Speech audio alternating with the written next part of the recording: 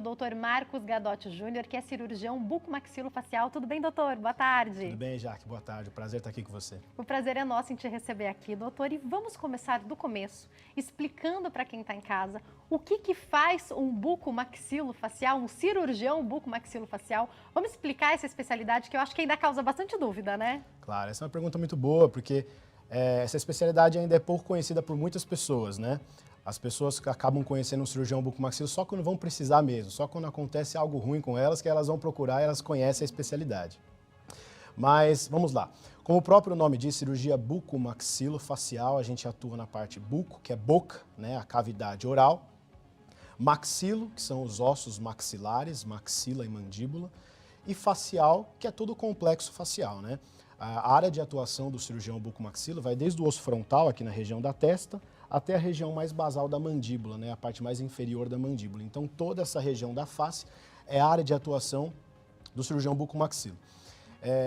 Existe uma ampla área, amplos procedimentos, inúmeros procedimentos que o cirurgião bucomaxilo pode fazer nessa região da face, né?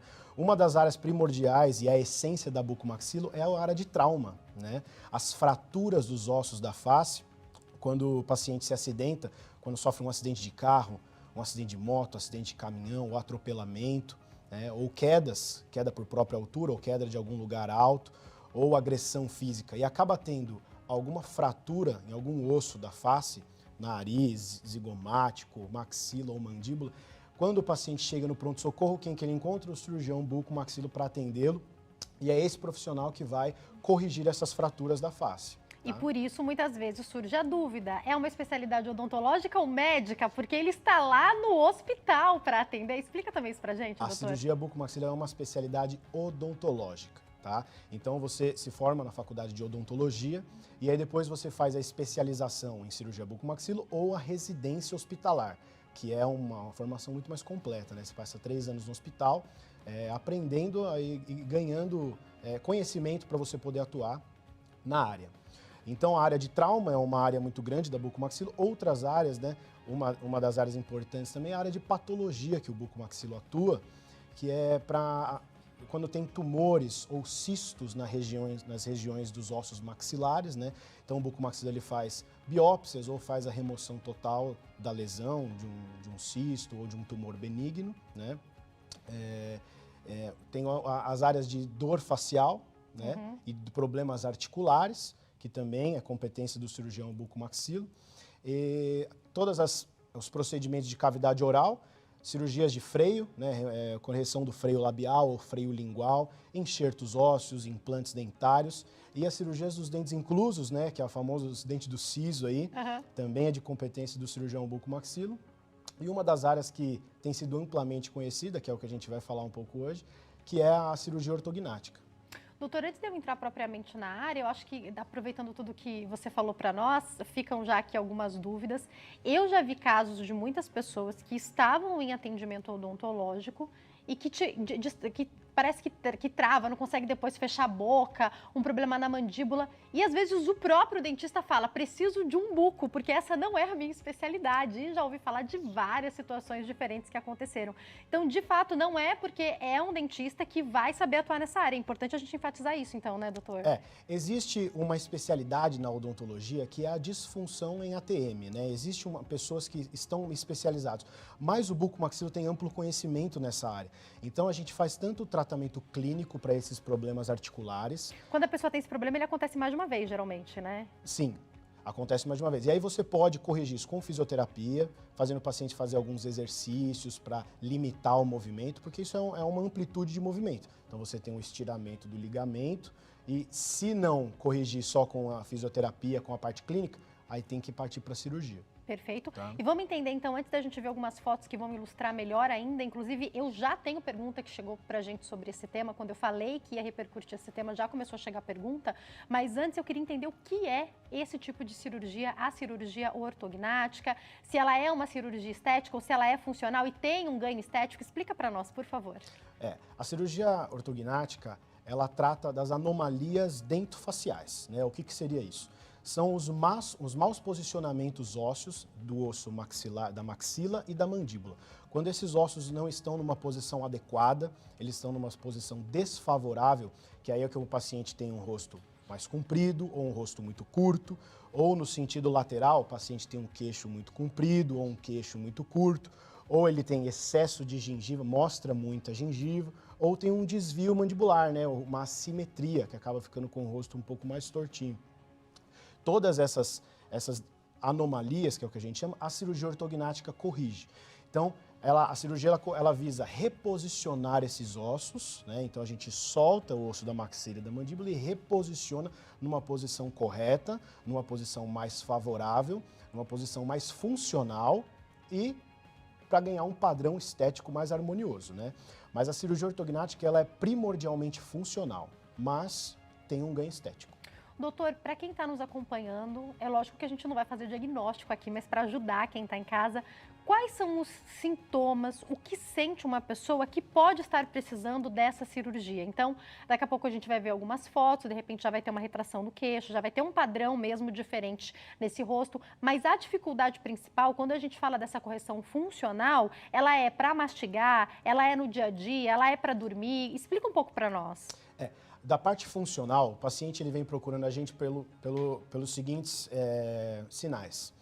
Problema de mordida, né? Ele não consegue mastigar alguns alimentos, principalmente se tem mordida aberta anterior ou o paciente tem um queixo muito para frente. Se ele coloca uma maçã ali para morder na frente, ele não consegue morder, né? Então ele vem com um problema, ou às vezes ele não mastiga de um lado porque os dentes não tocam de um lado. Então tem um problema funcional da parte mastigatória. Alguns pacientes vêm apresentando dores, né? Dores na articulação devido ao mau posicionamento dos ossos, também pode repercutir em dor. E também problema respiratório. Se o paciente ele tem esses ossos muito recuados, esmaga a via aérea e aí ele não consegue ter uma boa passagem do ar. Tanto que o bucomaxilo também atua na área de apneia e ronco, né? Apneia do sono e ronco. O paciente não consegue respirar porque ele tem um tubo aéreo estreito, justamente porque os ossos estão posicionados mais para trás, e aí a cirurgia ortognática vai corrigir trazendo esses ossos mais para frente, ampliando esse espaço aéreo e o paciente tem uma qualidade de vida melhor. Doutor, por exemplo, quando criança, já dá para os pais perceberem, procurarem uma ajuda, é melhor, essa cirurgia geralmente é feita só na fase adulta, na formação ali dos ossos da criança, nos primeiros anos de vida, já dá para perceber se essa disfunção está acontecendo? Algumas vezes dá. A gente percebe, às vezes, a paciente já com um queixinho um pouco maior ou uma atresia de maxila. A parte de atresia de maxila é mais fácil quando coloca um aparelho disjuntor, né, no céu da boca. O que é a atresia? Desculpa, doutor. A atresia na maxila é quando o arco superior ele é estreito, né? Ele não se formou, ele não desenvolveu completamente. E isso dá para perceber numa criança de 7, 8, 9, 10 anos. E aí o ortodontista, que é o que trata da parte de aparelho nos dentes, o paciente vai lá com o ortodontista e ele vai colocar um aparelho disjuntor. Então ele consegue, porque o osso ainda não consolidou. Então ele ainda está, como vamos falar, um osso mais molinho, ele consegue disjuntar. Mas a parte anteroposterior, né, o paciente com um queixo mais para frente ou para trás, aí tem que usar aqueles aparelhos externos, né, aqueles capacetes. Hoje em dia já caiu muito em desuso, né? Então o ortodontista ainda tenta corrigir, mas é um problema que vai ter que ser corrigido futuramente. A gente faz a cirurgia ortognática mais ou menos depois dos 17, 18 anos, que é onde toda a fase de crescimento e desenvolvimento já foi completada. Então tudo que podia crescer e desenvolver, dar de errado, vai dar até essa fase dos 17, 18 anos. Então é a partir daí que a gente opera um paciente. Não consigo operar um paciente com 14, 15, porque eu posso trazer a mandíbula dele na posição e depois ela continua desenvolvendo e volta o problema. Tá? Doutor, para a gente ir já para a primeira foto, eu gostaria de entender, essa cirurgia pode ser feita em clínica, ela precisa ser feita em hospital, anestesia local, anestesia geral? Explica um pouco para nós essa questão do pré, né? Qual que é a preparação para uma pessoa chegar até o momento da cirurgia e onde ela deve ser feita? Bom, falando em relação à preparação, a cirurgia ortognática ela demora um pouco para acontecer porque o paciente precisa preparar os dentes primeiro, né? Então, quando ele chega numa consulta, geralmente ele chega no ortodontista, porque ele vê que ele está com a mordida errada, ele vê que os dentes não se encaixam, ele vai procurar quem mexe com o aparelho. Então, precisa fazer um preparo ortodôntico, um preparo dos dentes para alinhar e nivelar bem os dentes antes da gente fazer a cirurgia. Então, dura em torno de uns 10 meses a 12 meses, mais ou menos um ano, né, o processo de tratamento ortodôntico, para aí sim a gente corrigir a parte óssea. Não dá para fazer esse tipo de procedimento em âmbito ambulatorial, no consultório, tá? É uma cirurgia de grande porte, então tem que ser feito em hospital, com anestesia geral. É uma cirurgia de mais ou menos 3 a 4 horas de procedimento. Se a gente for fazer uma cirurgia completa, maxila, mandíbula e mento, né, que a gente vai falar um pouco sobre isso quando vier as fotos. Mas tem que ser feito em âmbito hospitalar. Perfeito. Doutor, quando a gente fala sobre contraindicação e preocupações de qualquer cirurgia, né? É semelhante a qualquer outra cirurgia, né? Sim. Vamos para a primeira foto, então, por favor, porque aí vai ficar bem claro para o doutor poder explicar também para quem está em casa. Pode colocar a primeira foto. A gente sempre gosta de fazer essas fotos de antes e depois, né? E nesse caso, o paciente ainda está entubado. Você vê que é uma foto de pós-operatório imediato. Acabamos de operar e fizemos a foto para ver já como ficou.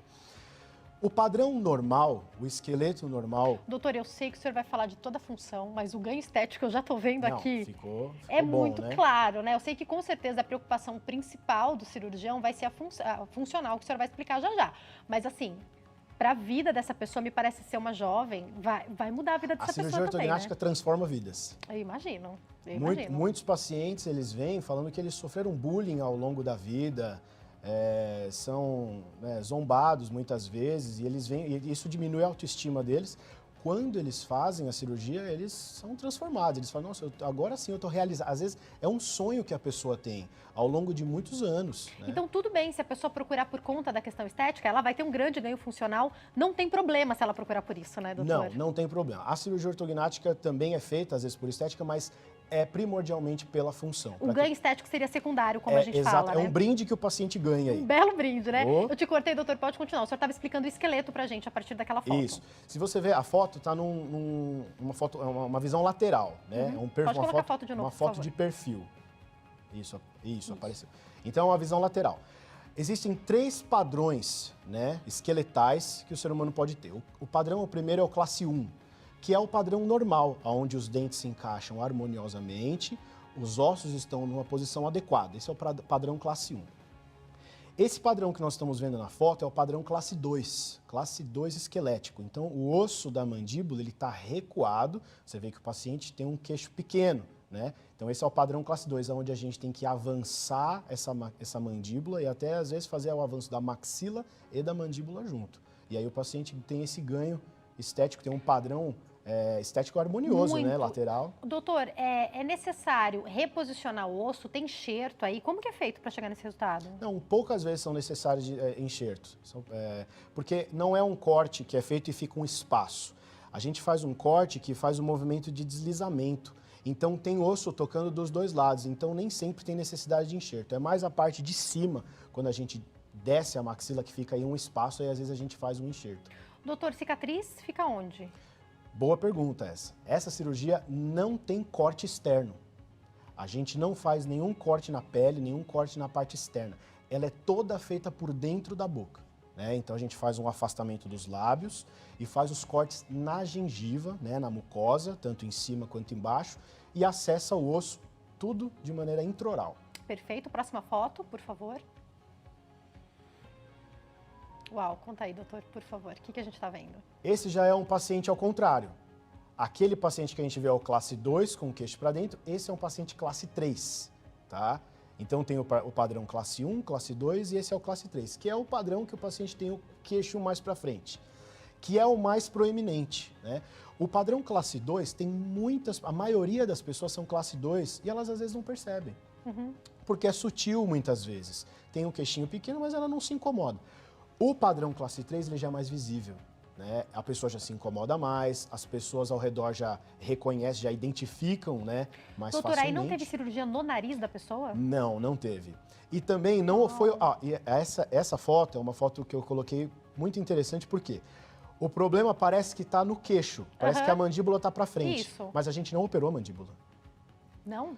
O que está de errado é a posição do osso de cima. A maxila dela não se desenvolveu totalmente, então ela ficou para trás. mais para trás do que deveria estar. Então a gente só Na verdade, avançou. a reposição foi pôr para frente, Exatamente. o queixo não foi tecnicamente retirado de lugar, é Não isso? mexeu, não mexeu na A gente mandíbula. não Essa foi poderia uma imaginar. cirurgia monomaxilar, que é o que a gente chama. Então, tem a cirurgia combinada. Se o paciente tem uma discrepância grande, tem que operar maxila e mandíbula. Mas, às vezes, só um osso já seria o suficiente. Nesse caso, que às vezes muitas pessoas podem achar que o problema está no queixo, na mandíbula, não está. A mandíbula está numa posição correta. A maxila dela que estava mais para trás, onde deveria. Então, a gente avançou a maxila. E no caso do nariz que você falou, parece que, nossa, mexeu no nariz. Mas, na verdade, não. Quando a gente traz esse osso da maxila para frente, o nariz automaticamente dá uma empinadinha. Perfeito, próxima foto. Quando a gente vê esses resultados, a gente vai entendendo mais sobre a importância da cirurgia também, né, doutor? Sim. O que a gente está vendo aí? Aí também é um paciente classe 3 esquelético, né? É um paciente que tem o osso da mandíbula um pouco mais para frente. E nesse caso foi feito a cirurgia ortognática completa, combinada, maxila, mandíbula e o mento. Porque além da gente operar a maxila e mandíbula, ainda tem um procedimento chamado mentoplastia. Que muitas pessoas também acham que é só um ganho estético, mas também tem funcional, que é o corte do queixo e trazer o queixo para frente, para trás, para cima, para baixo, onde a gente planejar, onde ficar melhor para o paciente. Então, nesse caso, teve um avanço de maxila, um leve recuo da mandíbula e um avanço do queixo. Você vê que o queixo na primeira foto, ele está bem para trás. Já no segundo, ele já teve um voluminho ali. Tá com um volume, já teve um ganho no queixo. Não tem preenchimento labial nessa foto. Não tem nada, é tudo mexendo em osso. Sensacional, impressionante. A cirurgia ortognática visa mexer em osso. Perfeito. Tá? E aí o tecido mole acompanha, né? Por isso é que tem ele vai para o movimento. Exatamente, o tecido mole acompanha, mas a gente não mexe em lábio, em nariz, em nada dessas coisas. Mais uma foto, por favor. Também é um paciente classe 3. A gente tem mais casos de paciente classe 3 justamente por aquilo que eu falei. É o mais procurado, é o mais visível do que o paciente classe 2, que muitas vezes nem sabe que ele tem um problema, ou se ele sabe, ele fala, não, é pouco, eu não quero operar. Da maneira funcional também não interfere tanto assim, a pessoa nem mexe. Mas o paciente classe 3 são os que mais procuram a gente justamente porque tem um padrão um pouco mais desfavorável esteticamente, né? E doutor, vamos entender como é que é o pós-cirúrgico? Como que é a recuperação dessa cirurgia? Olha, hoje em dia, o pós-operatório está sendo muito bom, porque nós estamos usando uma tecnologia, né, que antigamente usava broca, serra, e tudo isso fazia o processo inflamatório ser muito maior. Hoje a gente usa um instrumento chamado piezo, né, que é um instrumento que cavita o osso, ele não corta o osso como a serra. Isso faz com que o processo inflamatório fique menor, né? Antes o paciente inchava muito mais, era um pós-operatório mais terrível. Hoje o paciente já em 2 semanas ele já está super bem. Voltar a trabalhar mais ou menos quanto tempo, 15 doutor? dias. Já dá para voltar a trabalhar, voltar a falar? A não ser que o paciente tenha uma profissão que exerça muito esforço físico. Aí a gente prefere dar uma segurada até uns 30 dias, né? Agora para fala? Fala, até que já sai da cirurgia, a gente estimula, quanto mais a fala, quanto antes estimular a fala, melhor. Por ser uma cirurgia funcional, a gente quer que tudo funcione o mais rápido possível. Logo deve começar a mastigação também, Mastigação. Então, a gente não dá dieta líquida para o paciente, a gente já dá dieta pastosa, para conseguir estimular movimento de lábio, língua, né? E logo depois da cirurgia, ele vai trabalhar com fono, justamente para poder ajudar nessa reposição nessa reposição da musculatura nova. Talvez tenha uma dificuldade para fala, mudou a musculatura. Porque durante, sei lá, 25 anos, 30 anos ele viveu numa posição. Agora o osso dele vai totalmente para frente, o músculo vai totalmente para frente, ele vai ter que readaptar. Então, ele vai ter que aprender a falar de novo, aprender a respirar, aprender a mastigar, e isso é o fono que vai fazer. Mas o pós-operatório, ele é um pouco incômodo no começo, né? Vai ficar inchado, vai ficar com uma região dos lábios aqui um pouco sem sentir, com parestesia, né? É normal e comum isso acontecer, isso volta, né? Depois de algumas semanas ou até alguns meses. Mas o paciente ele fica tão satisfeito, tão grato, que o pós-operatório para ele passa tranquilo. E também uma coisa que eu queria falar, nessa parte de pós-operatório, o paciente ainda perde uns quilos, né? Ele emagrece um pouquinho. Não consegue comer tudo como comia antes? Não consegue. O paciente perde entre 4 a 6 quilos. Mastigar um amendoim, mastigar alguma coisa mais grossinha vai demorar. Então, aí também já tem... Mais um ganho secundário, né, doutor? Tem mais um ganho que ele leva de brinde aí. Doutor, eu não posso deixar de fazer essa pergunta, porque a gente tem visto discussão sobre o rol da ANSS, o rol taxativo da ANS, e eu gostaria de saber, até esse momento, Como estão as coisas com relação a esse tipo de cirurgia? O convênio cobre? Ela é só uma cirurgia particular? A pessoa que precisar do SUS consegue? Essa é uma pergunta muito boa, porque pelo fato de o cirurgião bucomaxilo ser dentista, muitas pessoas vêm com a gente com convênio odontológico, achando que consegue Isso. fazer o procedimento. Seria uma lógica de raciocínio, assim, né? Exatamente, Mas não é isso. e não consegue. Tá. Não consegue. Não é uma cirurgia coberta pelo plano odontológico.